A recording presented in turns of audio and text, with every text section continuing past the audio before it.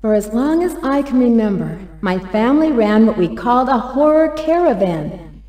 We hauled this house of horrors around from town to town, trying to give people a new thrill, a new nightmare. I kind of liked traveling, but all that gruesome gore got to me after a while.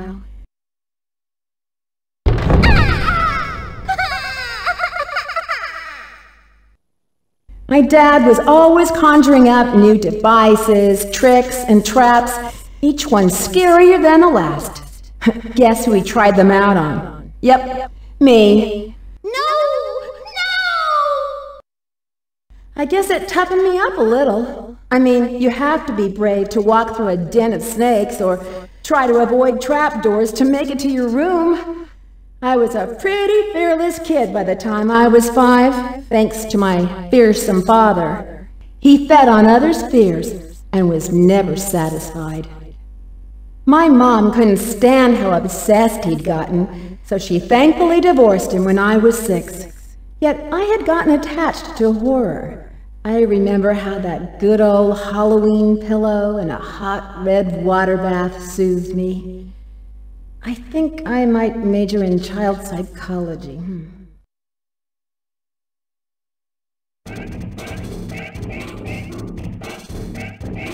So, how'd I do? That was great! I mean, you're the head of the Horror Research Club and President of the Student Council. It's a given. You win this speech contest for sure. Hey everybody! You gotta see this!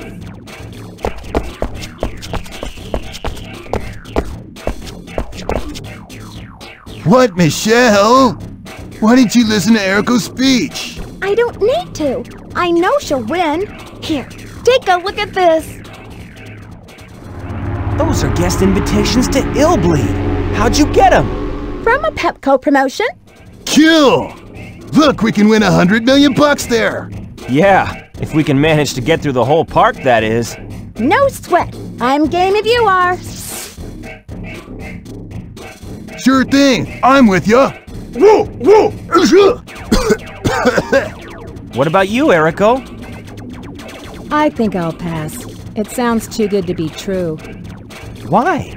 You just said in your speech to conquer your fear and surpass the odds. Come on, we can test your theory. Sounds like we're trying to be superheroes or something. It's no biggie. It's just a house of horrors. Probably full of cheesy props and gags.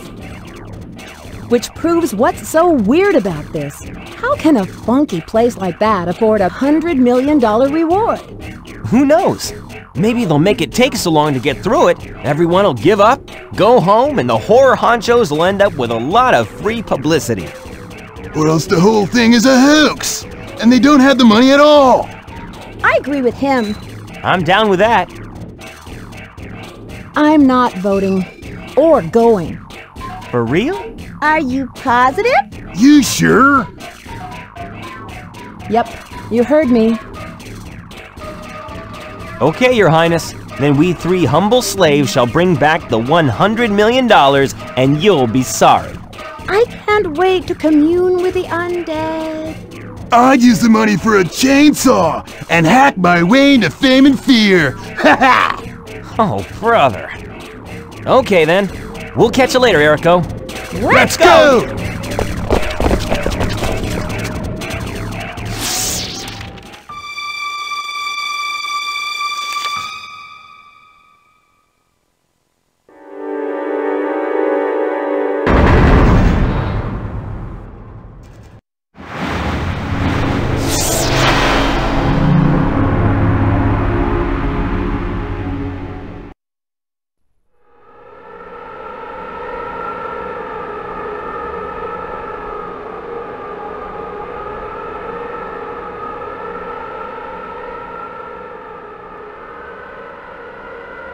Excuse me, did you see 3 high school kids around here 3 days ago? They had special invites. What?